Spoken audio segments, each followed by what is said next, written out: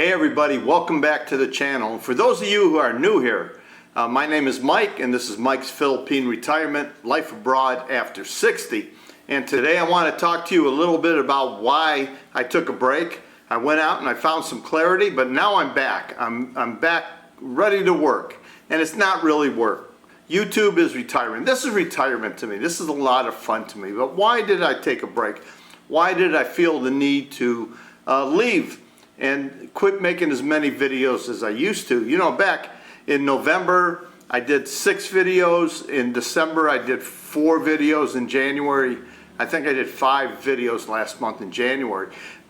Down from my normal 12 to 20 videos a month I used to do across 4 different channels. And that was work, and that was a lot of stress, and I was trying to accomplish some things.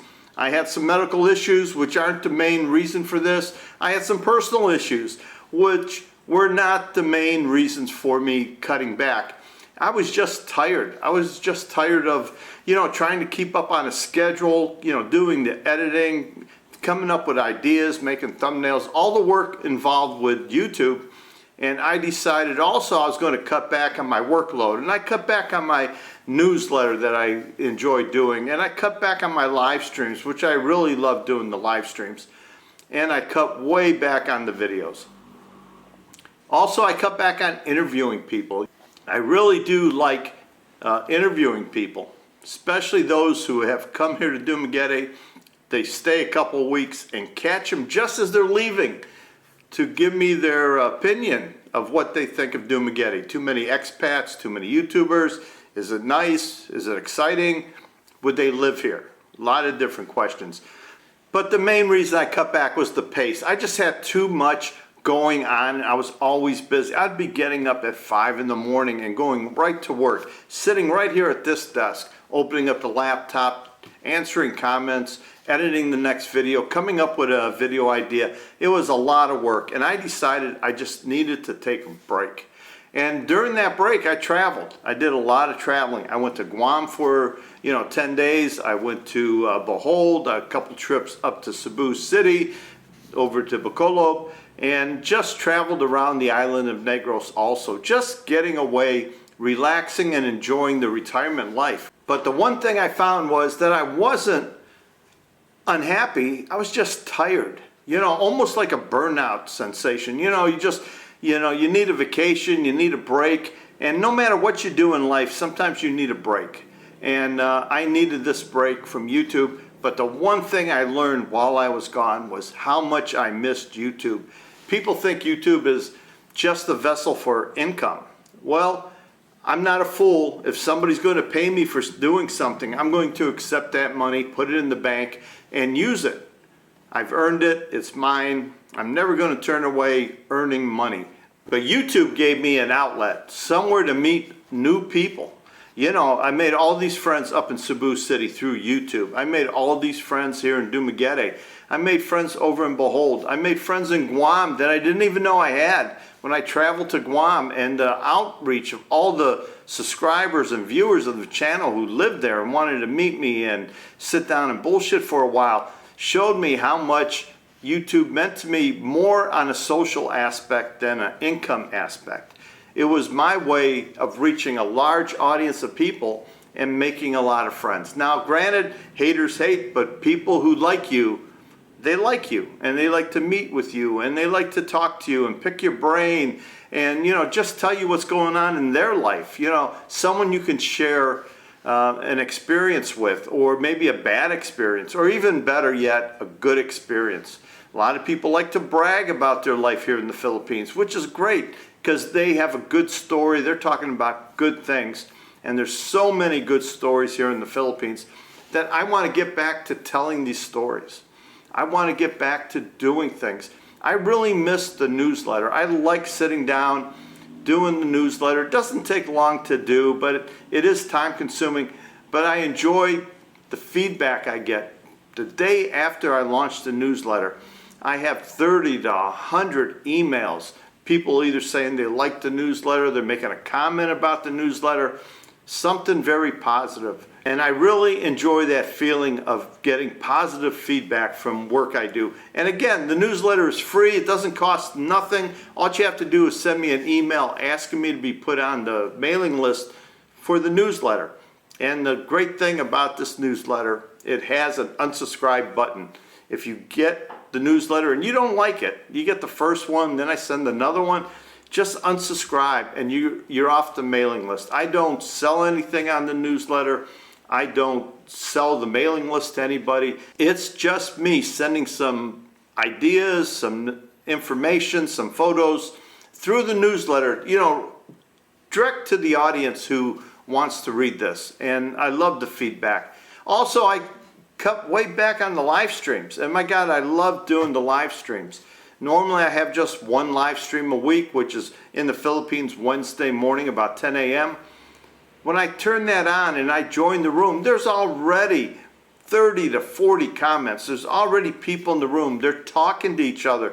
The community that has developed in my live streams is outstanding. If you ever get a chance to join my public live stream, get there early, say hello to the guys, say hello to Dave and Mikey and Jude and Mossback and Mark and all the regular people who are on there who really participate in the live stream, no matter what the topic is. We really don't touch on any, gossipy type topics. That's not me.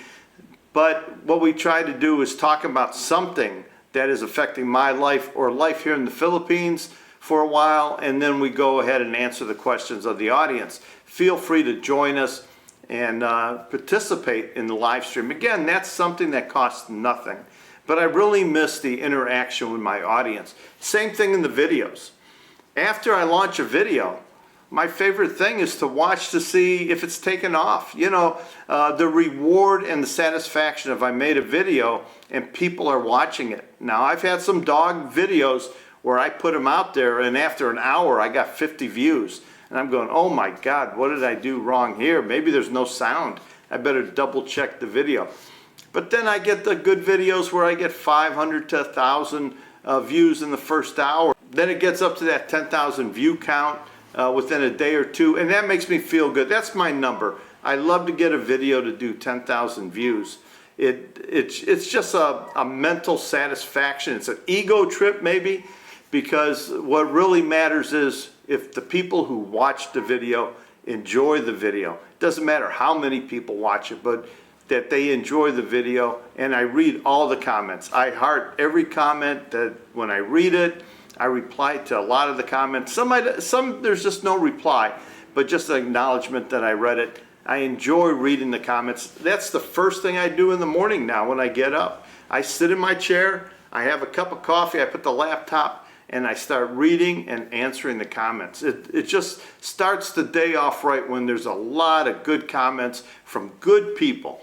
Yes, every now and then there's the trolley comment, but that comes with the territory. It doesn't bother me, but it's there. And if you see something you don't like, just don't answer it. Don't click on it. Don't nothing. Go down to a comment that you enjoy reading and maybe even make a comment back on that comment. Start a conversation about whatever the topic is of that comment. The biggest thing that I needed a break from was the thinking all the time. Even when I wasn't working and I'm laying in bed, I'm thinking about the next video. When I'm at the coffee shop talking to people and they say something like, oh my God, that'd make a great video, and I write that down. I've stepped away from that. The topics for my videos, I already have 50 topics already lined up to be done over a course of time. Yes, new topics will come up as news and current events happen or a trending topic. But basically, I'm now sleeping, thinking 24/7 about the next video. I've been able to let that go and enjoy the video I just did and enjoy the thoughts of making another video. Like this video. It's 4:15 in the afternoon. And I'm going to release this video about 7 o'clock. So I cut way back in my editing. I cut way back into my thoughts about what's going to be on the video. But I just have to have more freedom. I do YouTube for retirement, for relaxation, for enjoyment. It is not my job. It is not my life. And I have delegated so much time towards my freedom, towards my traveling, towards my enjoying my friends, enjoying conversations with people, and less time at this table thinking about future videos. When I do a video, if it takes off, great. If it don't, it don't. Some do, some don't. It's just, you know, I don't know how YouTube selects what videos are good or not good. Maybe it's the content. Maybe it's the mannerism of what I say on the video, how I say it, what I say, when I say it, to get your attention. But I'm back. I'm back now, and I'm going to try to do 10 to 14 videos a month. I don't find that to be a hard number, especially if I start to get the time of the videos less. I don't have to make every video 45 minutes long. They can be 8 minutes long, 10 minutes long, 12 minutes. Whatever they end up being, that's what they're going to be. And the topic, I already got the thumbnails made. I sit down just one day and I make 4 or 5 thumbnails. So before, I used to make the whole video and I would upload the video. And then after the video's all uploaded, ready to go, now I'd work on the thumbnail. Here's another hour, hour and a half of time spending to make the thumbnail and coming up with a good title and coming up with the description. Well, now that is so much easier. The longer you've been doing YouTube, the more you do it, the easier those parts of the job become. The title, the thumbnail, the description, all those become, they're all important, but they become less strenuous, less difficult to do. And I've learned to make my thumbnails now shorter text, you know, 2 to 4 to 6 words max. No more of these long, out about in the province looking for mountain girls or something. I don't do that. Now it's just quick, simple titles. I quit, or I took a break and now I have clarity. Something quick, snappy, fast. And it makes my life easier. I don't, you know, spend a lot of time on the thumbnails like I used to. I don't spend a lot of time on the titles. And I'm not going to go back in there and change the title once I launch a video. I used to launch a video and worry about the title. Oh no, that's not a good title. Let me change it. I'll change it 5 times in 2 hours. How ridiculous was that? But what I want to do as I return back to doing YouTube, I want the interaction with my audience, the live streams, the newsletter. Those are the 2 things that are most important to me. The videos, I'm going to do more videos than I have in the last 3 months, but I'm not going to do videos like I did in the prior 6 months. You know, no more, you know, 20 videos in 1 month. My goal is 14, but the chances are it's going to be 10 because I always fall short of my goals. 10 is a good number. 14 is a better number, but I'm not pushing it. You know, I'm not going to get to the 15th of the month and say, oh no, I need 10 more videos. As they happen, they happen. And I hope you guys enjoy it. I hope everybody understands why I took the break. But I'm back now. I'm back here. I'm going to talk a lot about Dumaguete. I'm going to talk a lot about the positive things of Dumaguete and what's going on in my life as I see fit to release that information to the audience, because you can't talk about something until it's finished. You don't tell somebody, you know, I'm going to paint a room and this is how you paint it, and you don't start yet. You got to wait till it's all done. And then you say, hey, I painted the room, and this is the paint I bought, and this is how I did it. You have to wait till something is complete before you can report on it. And I hope everybody understands that. But I hope everybody understands, you know, I'm not chasing the money. I'm not chasing the fame. I'm not chasing the recognition, the clicks and the views. I'm doing this because I enjoy it, and when I go out, I love meeting people. And you know how they recognize me? It's through my YouTube. You know, I'll be up at Ayala Mall or the Robinson Mall. When I was in Bohol, I was having coffee with a couple people, and 2 Americans behind me said, hey, you're Mike. And we talked for a few minutes. It's nice. It's nice recognition. It's nice that these people like you or they like me, and I have a nice conversation with them. It's what I like doing. And it has brought clarity to my life, this break that I've taken of what I want to accomplish in life, what I want to accomplish on the channel.